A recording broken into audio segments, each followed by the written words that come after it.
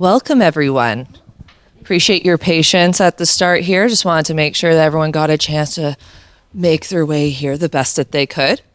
Welcome to the workshop on real fan engagement, where we're going to be building your audience through empathy mapping. When I was given the title and the description for the workshop, I was kind of trying to think like, okay, this is kind of like a lofty task that I've been given. Like, what is real fan engagement? Because I don't think that there is one type of way that you should be engaging with your audience. Each one of your audiences should be different for each project, depending on your goals around it. It should be different. And so my thought here was, let's try and dig into understanding exactly what's going on psychologically with your audience so that you can be more thoughtful around your approach as we begin to start to try and engage with them and connect with them and grow. And if any of this at any point is feeling challenging, you're not really sure who your audience is, I would encourage you to maybe take a step back and reflect on yourself. Because the first thing you really need to do before you can do this part is understand who you are as an artist or label or organization. So the intent that we're trying to get out of here, I want to give you a simple tool that you can actually practically use and better promote your work. And the desired outcome from here is just for you to generally understand what empathy mapping is and how you can apply it to your career. I want you to leave with a partially completed empathy map. I do have some workshop sheets for you here. And I want you to feel empowered to think about how you can use this framework as you carry on. So this is generally the agenda that I'm going to attempt to keep to. Just give you a bit of an introduction, overview, go into what empathy mapping is and why it should matter to you, and then break down the framework a bit and do some activities. And then bring it back together, discuss as a gang. So who am I? Some of you might have seen me yesterday on a panel where I talked about the record label that I work at, Monstercat. It is a label that I think what I do largely connects with the topic of this workshop, where this label very uniquely has a very engaged fan base. Artists want to release with us because of the engaged fans that we have and how we keep them engaged over time, where they can let us have a minimum expectation of what our releases are going to do. It allows us to take some risks in that regard. Prior to that, I was an artist manager for some large exports that came out of Canada in electronic music. Most predominantly, I worked with developing the artist Rezz. And what was very unique about her is that her music is not something that there were playlists for or that you would generally consume on the day-to-day. It's mid-tempo bass music, but really cool, psychedelic, wavy show. And she always immediately knew what her brand was from the start and knew where she was comfortable engaging, which more often than not was Twitter. If you followed her on Twitter, you pretty much had an insight of her diary. And very early on in her career, there were this very tight, engaged group of fans, like her first 12 hardcore fans that decided to create the Cult of Rezz.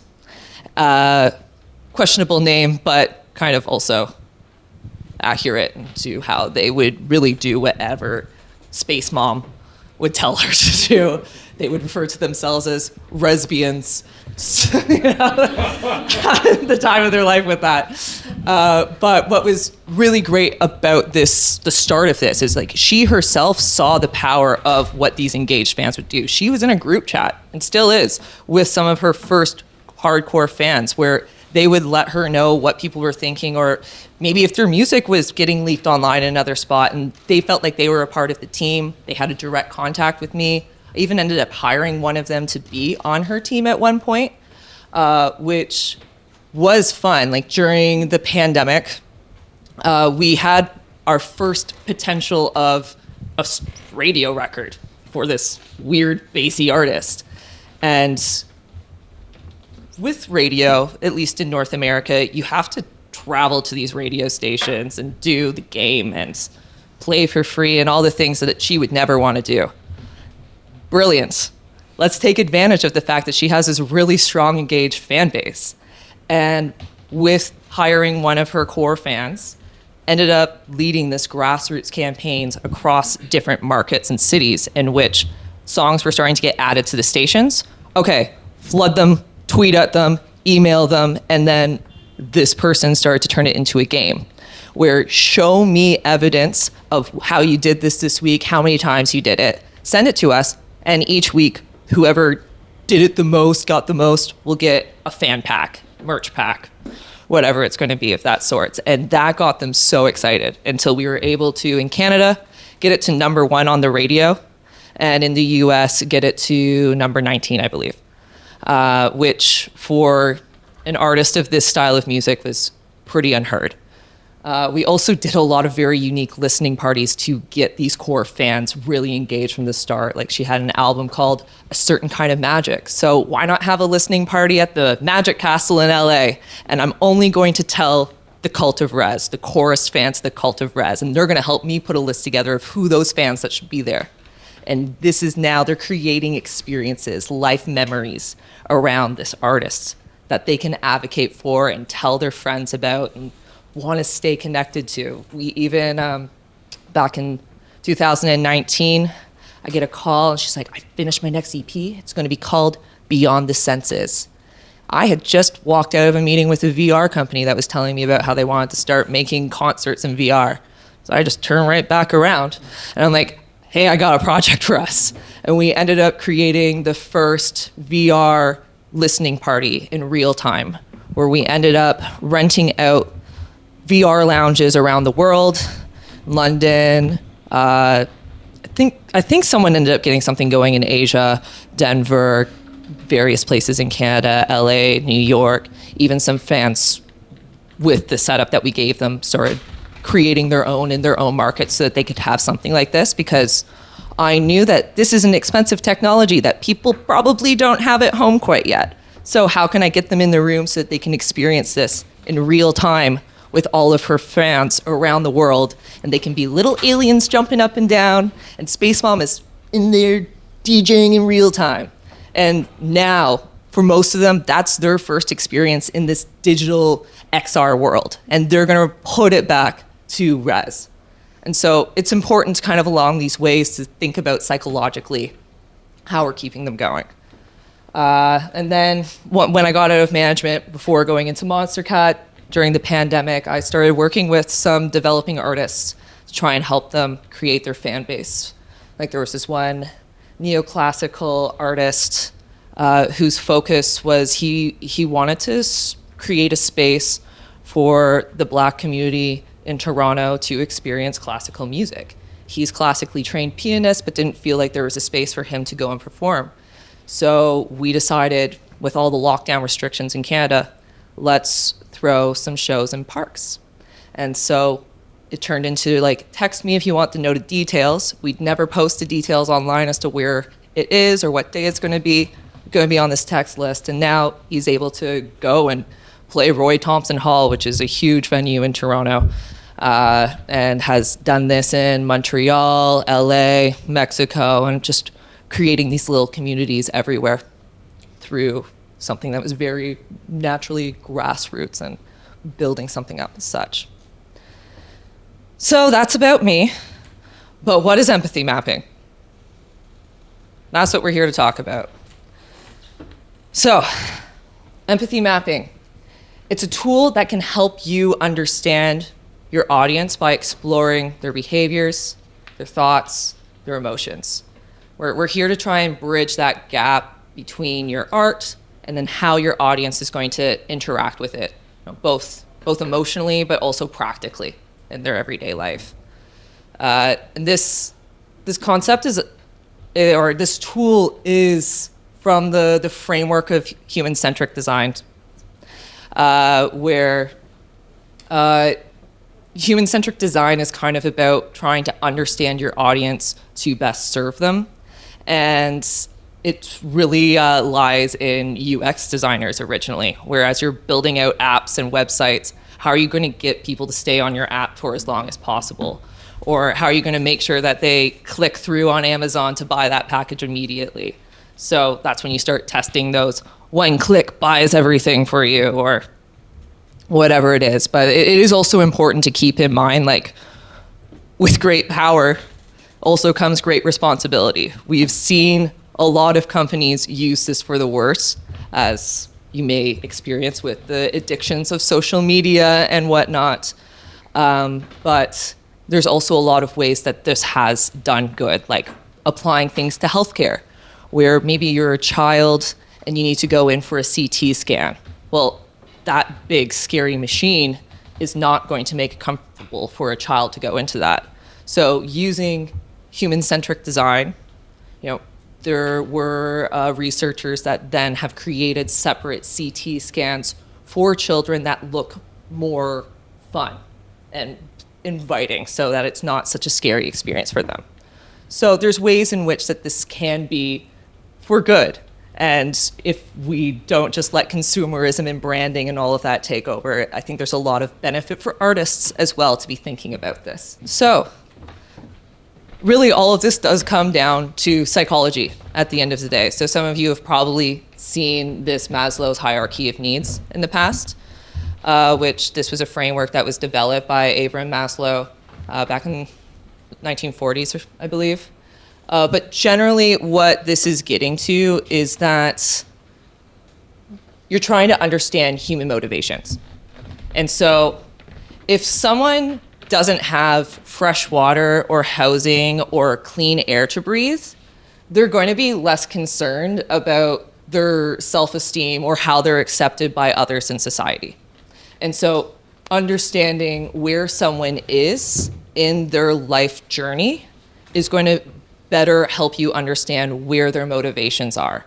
If they're struggling with financial securities, they might not be looking for that sense of connection at a show that's going to cost them money to go to.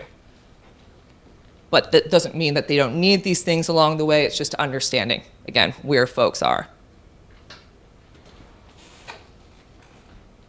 Okay, it keeps us understanding where we are in the world. Like, especially as we grow in our careers, it might be harder to think about what some of the needs are for those that have less.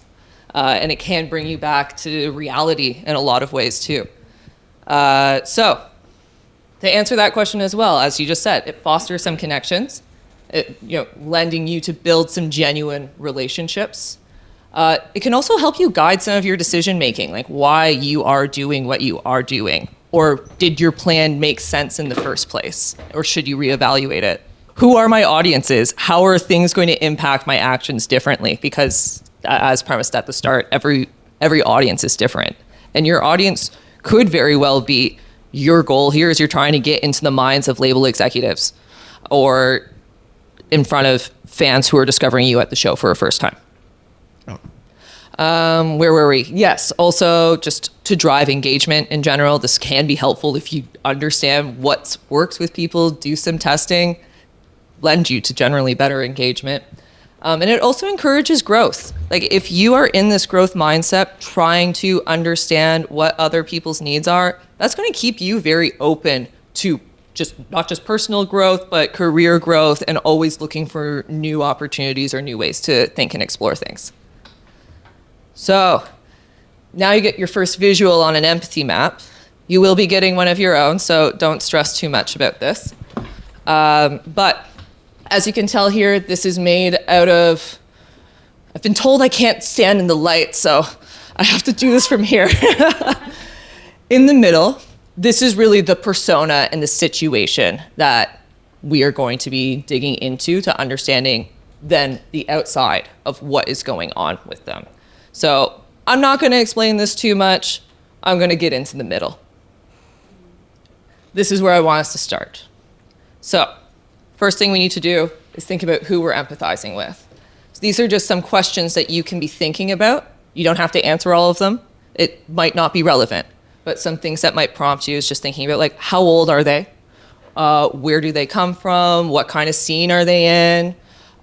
What's important to them? What do they value? Who are they to you? Are they already a fan? Are they someone that's seeing you at a concert? Are they a casual listener on Spotify? Do they just follow you on social media and not much more?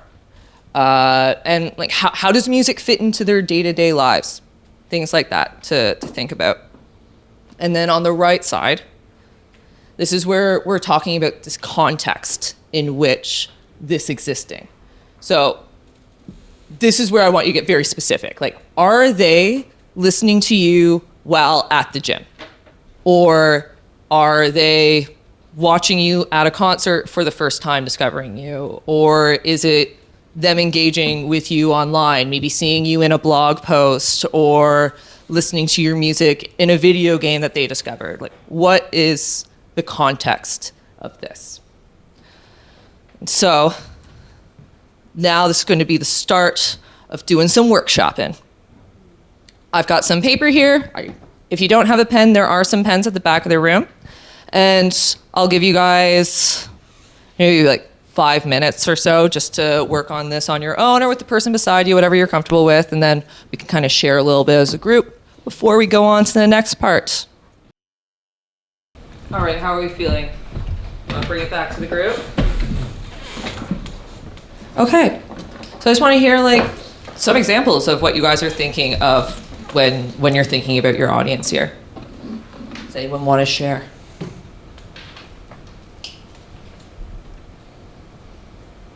Or are we all shy?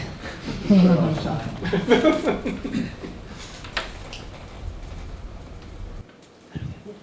Back of the room. Hi, I'm Sue from Gothenburg. I'm a singer-songwriter, and I started my professional life with music quite late. It's about 5 years ago, and most of my fan base are my friends. So I joke with the ones who aren't my friends yet. But yeah, you're one of my fans. How many are we? Well, about 3. So that's one thing that I want to get. I love my friends' fans. I also want to go outside from that part. And there were some, maybe you don't know who your fans are. I was playing in a small venue in Berlin. I was a support to a guy there. He let me in and it was so welcoming. And after I'd been playing, there was a guy coming and he was, oh, I missed it. I've never seen him before. It was a German guy. He's been sitting in a queue for the car. Oh, I missed your gig. And I had no idea of it. He heard me on Spotify or wherever. And we saw that, you're going to play in Berlin and I will sit in my car for 1 hour driving there. Jesus, they exist. But I don't know where and how many. Maybe there's 1 more or 2 more of this kind. And how do I reach them? I mean, okay, I think that there's a couple of things that we could take from that. Like maybe who you're empathizing with right now, they're your friends. They're your connected friends. They're your core 3 homies that are here and they're going to every single one of your shows. And so like, what are the environment in which those 3 friends are consuming you? Like maybe they've gone to a show that you're playing at right now and they're at the front of the room. And where are we going? Oh, did we go too far? So then that kind of gives us some context to start thinking about what's going on in the room in which that they're in. Like, are your friends wearing your merch at the front of the room and that's what people are seeing? Or what are they hearing around them? Are they hearing other people being like, I wonder who this person's name is? Or, this is when you're trying to psychologically at this point and get into their heads. Just one question. Is this empathy not mostly about this little 12 people fan group, or is it about the more wider audience? I mean, I think that's, again, another approach that you can take to this. Maybe the context in which is that you are an artist in Sweden that has a strong, engaged fan base in Sweden, but you're trying to now get out of the country and start playing more internationally. And so now maybe the context in which you're looking at this is, I'm empathizing with new potential fans at a concert going for a festival to be discovered. What's important to them? Well, maybe depending on what this festival is, maybe what's important to them is being cool and on top of what new cutting music is. Maybe what's important for them is their social circle and how they look with their friends. Maybe what's important for them is how they feel and connect to the lyrics of music. And then get more into the context and the situation of the environment. Okay, they're watching me live at a concert in Germany. I am first on the bill. There's going to be 30 people in the room. Now you've set the stage a little bit for yourself as to what's going on with who you're targeting, to then start thinking about what do they see around them? What's going on in this room? There's lights. Do they see your name behind you on the stage? Do they see people around them? Do they see people at the front of the room, or are people standing at the back of the room? What do they hear? They might be hearing you perform. What language are you performing in? Is it the language that they understand? Maybe they're hearing conversations of people behind them. Maybe that's all they hear is murmurings in the room. Maybe they hear people going to the bartender asking for a drink. Like, think really thoughtfully about what's going on with them. What do they say? What are they doing?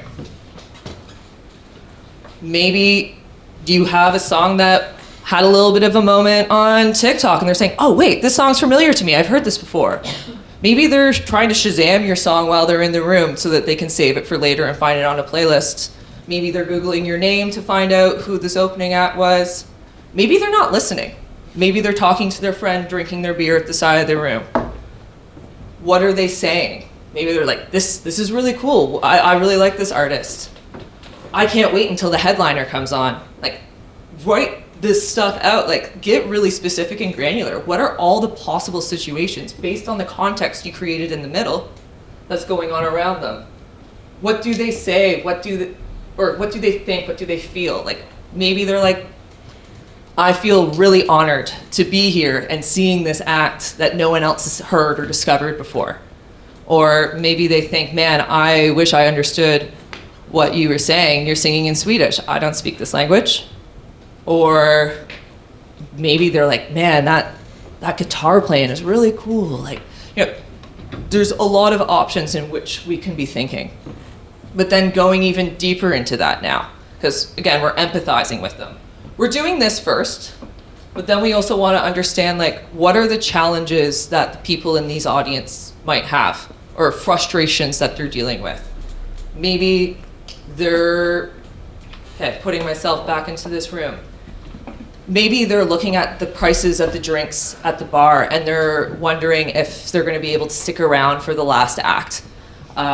Maybe they have a time limit because they have a child that they need to pick up in a couple of hours. What are their hopes, goals, desires? To discover something that no one else has seen before. To feel connected with the music, feel seen and heard by the artist, or they're just looking to escape, get into the music, and like remove themselves from the stresses of life. This makes sense now with the added context about what we were just doing here. Yeah, just a question. This is quite easy to make if you are an artist and you're in a certain genre and you know what your target group is, the age and where they are and stuff.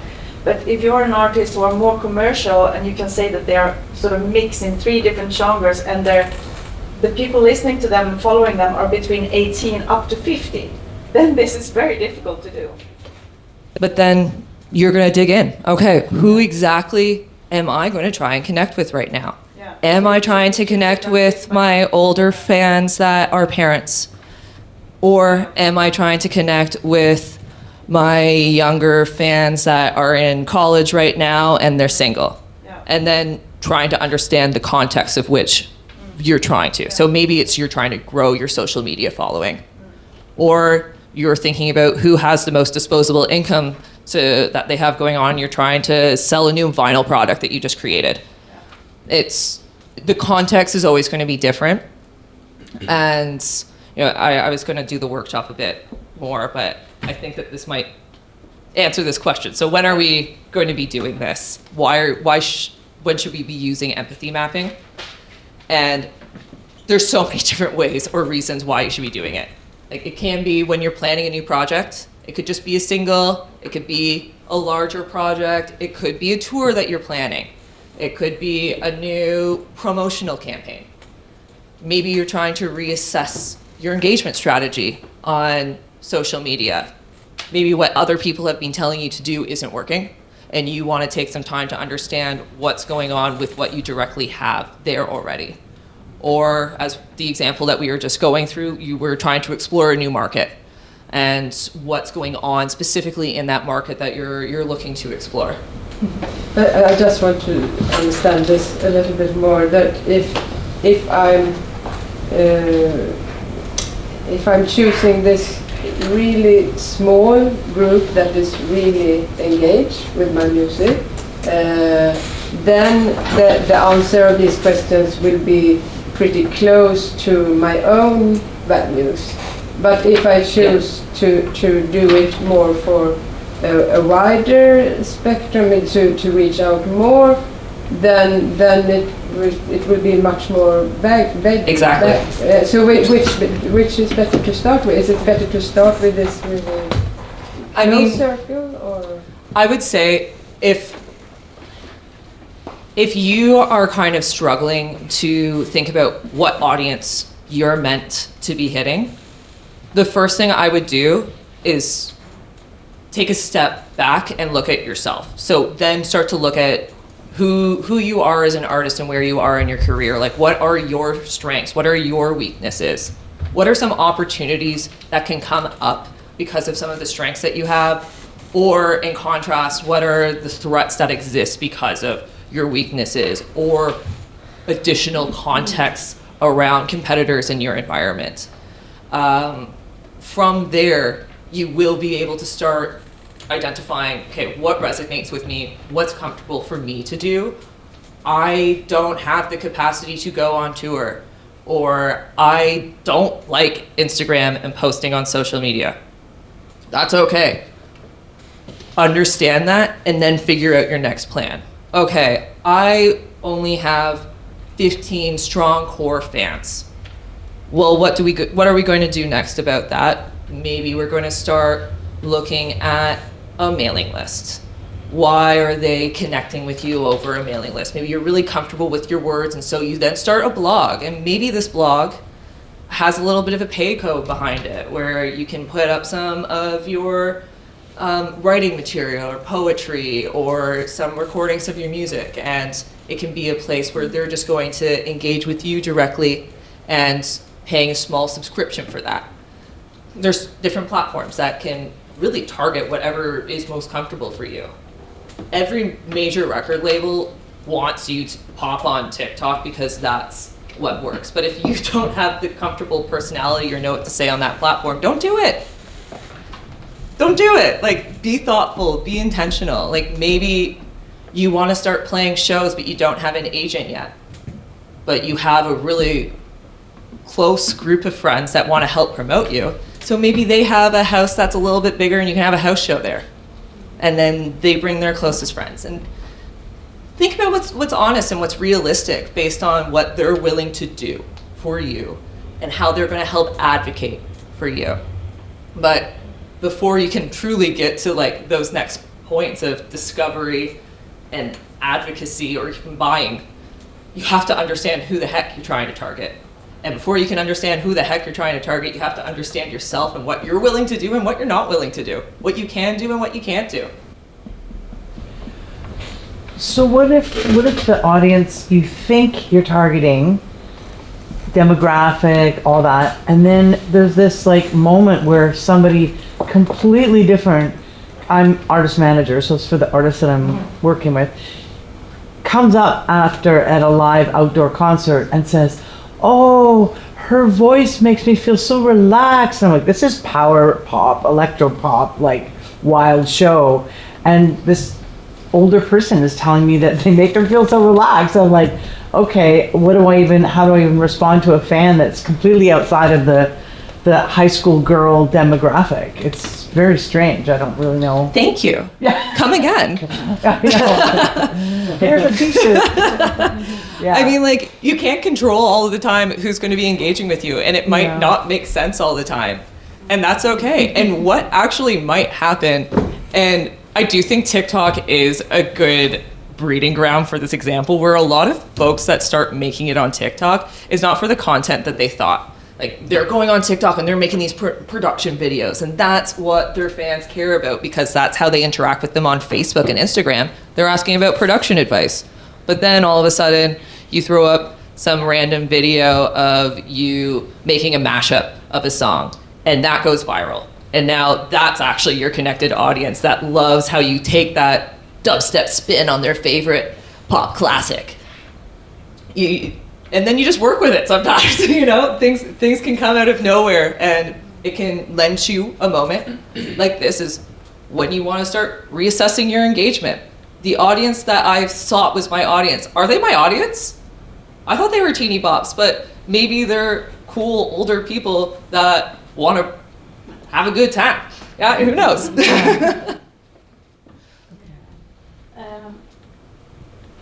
Like, for instance, the thing that you just mentioned regarding TikTok and like the one video that took off somewhere. What would you like recommend in that? Because me as an artist and multi-artist feel very often I never want to compromise, which is a really bad thing. I sometimes want to do it and sometimes don't. It depends on where I am in life and the day. Would you like recommend trying to look at that thing and continuing doing some of those things at least like once a month or every once a week, or people read through what's not authentic. So going back to the self, understand your boundaries, and those boundaries can change over time. Like usually at the start of every year, I like to do my own little self-reflection. So like, okay, what are my new strengths? Where are my new weaknesses? What opportunities and threats can I come from this? A SWOT analysis, which a lot of folks that maybe do event management see that, but I love to apply it just to my life, because why the heck not? And with that allows me to reassess, like, where are my boundaries? And if you do something once and it takes off, but you don't like doing it, then you're not going to want to keep doing it. And then that's going to become an expectation. And then you're going to piss off those fans that you engage over time. So just don't do what's not authentic to you. Thank you. Who you are right now in this moment is definitely different than who you were last year at this exact moment in time. And if you can take that moment to reflect on that, actually, you can realize that your audience too is not the same that they were last year at this time. And so if you're not constantly reflecting, because this is what the moral of all of this is, reflect. To be able to empathize, to be able to reflect through empathy, you need to understand yourself, you need to reflect with yourself, and then you can start bringing it out to others.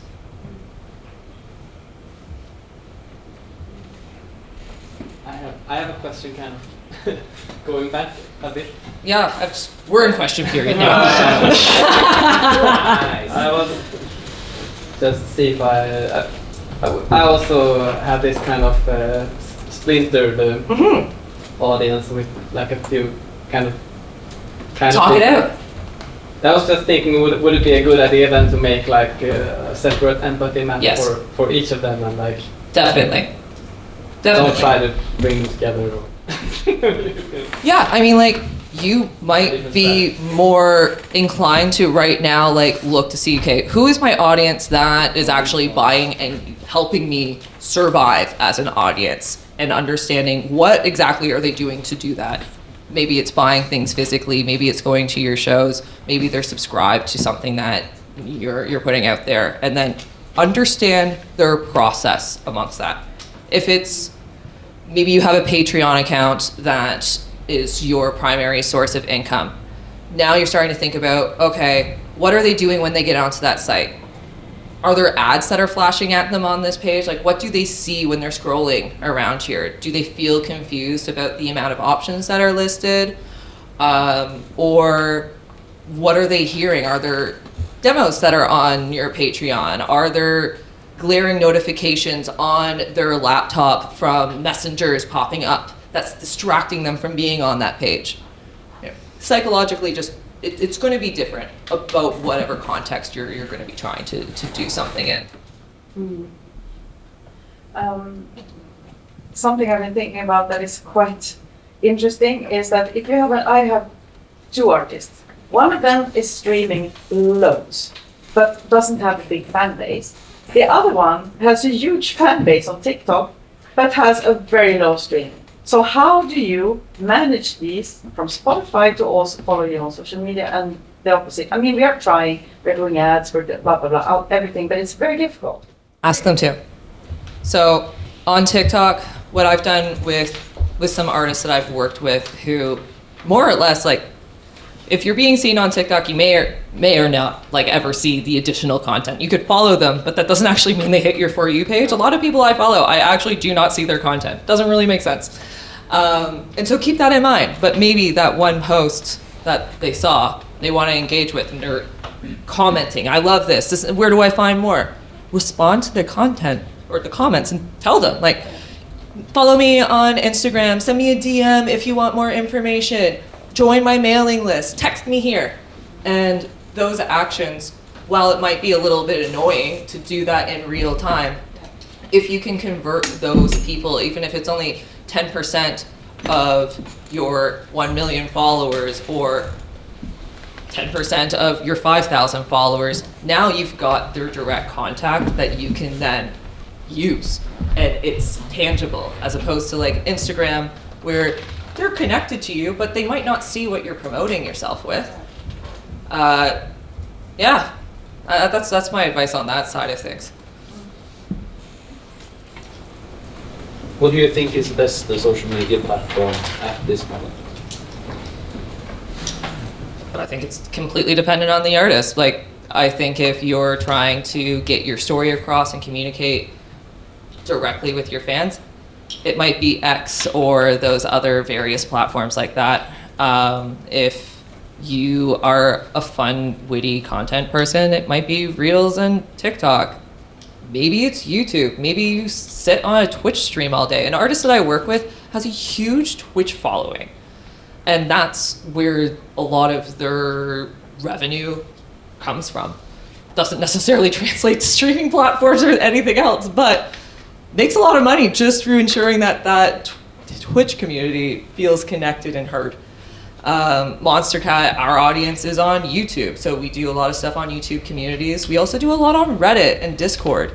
So it really depends on what's natural to you. I know a lot of artists that have their core fans all in Discord, where they just every once in a while pop on to do a quick live chat and feel really connected, or opportunities to, hey, first two people to respond to this Discord comment can come to my show tonight in this city, or, it depends on who you are.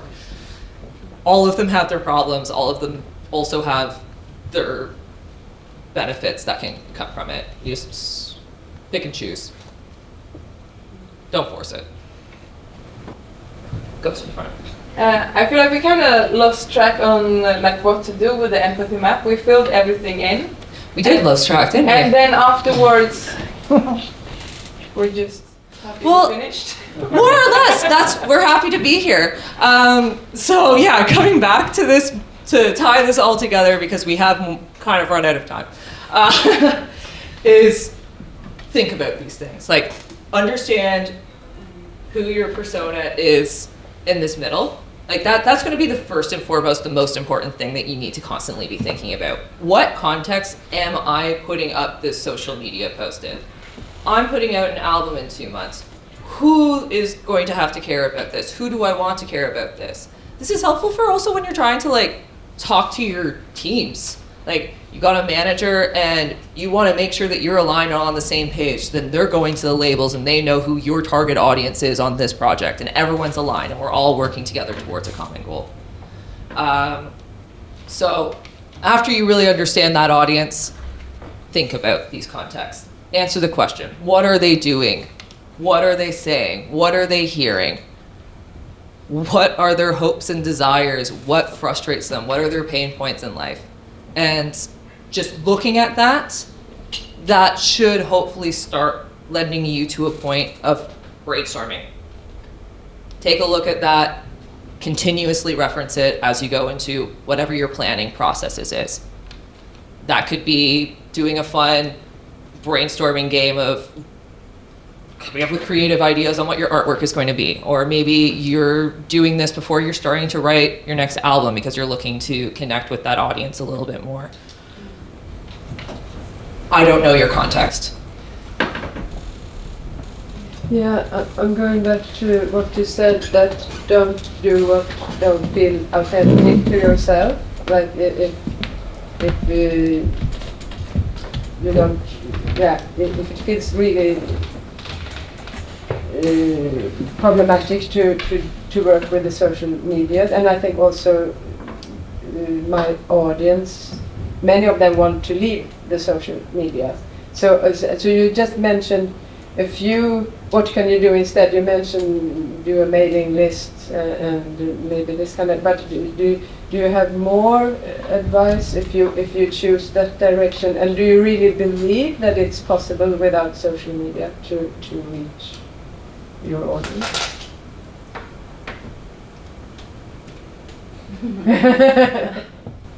I want to say yes, Yeah. because I want to say that if your intentions and your goal as an artist is to not be a mega superstar, then yeah, you can find a way to have a sustainable career of 50, 100 fans that are spending $10 to $100 on you a month. Like, figure out your intent of like, what do I need as an artist to survive? Like, what are my goals as an artist? Because if you want to be playing in front of, 10, 15,000 people in a single night, to not have social media might be a challenge, but it doesn't mean that you cannot then rely on someone else to help get the word out there in some other context. But I mean, like, as I was saying with this guy, AKA Matisse from Toronto, all of his shows that he does, I never see him post about them on social media. At this point, you're in his texting fan base, and you're getting all of that information directly. From his fans. And like, you get added onto that texting list if you buy some tickets. And so then you're thinking about who's coming to the show. Well, each person, it's kind of more of like a pay what you can sort of thing. So maybe they're gonna bring 6 of their friends. That was a good time. What was the number that you had to text to be on that list? Okay, cool. Now you've got 1,000 people directly there at your fingertips that if you can keep them engaged, if you can give them a purpose to come back, then that works. That might not be natural for you though. Maybe it's a mailing list. I don't know. But also, like, if you're super resistant to doing things, then you're probably not going to get the results that you want as well. You've got to, there has to be a give and a take, and you can't just expect things to come to you.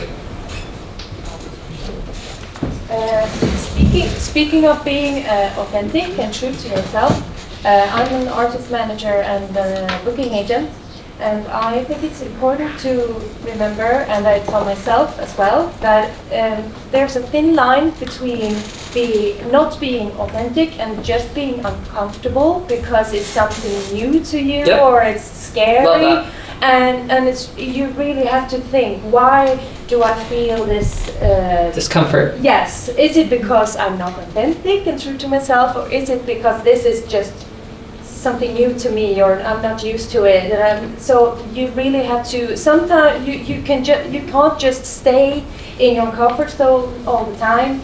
So sometimes you don't know the difference. You just have to try. Mm-hmm. Exactly.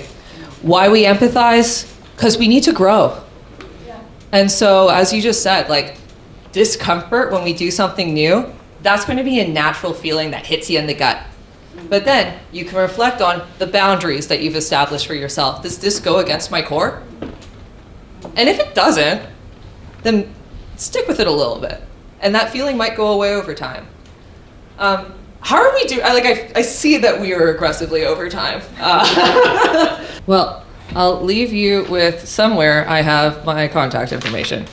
Okay, so we have my contact. You can hit me on email. I have my Monstercat email, but I also have my Fruitbox email, which is my own company where I do some project management stuff. My Instagram, LinkedIn. It was a pleasure, folks. I appreciated the questions and discussion.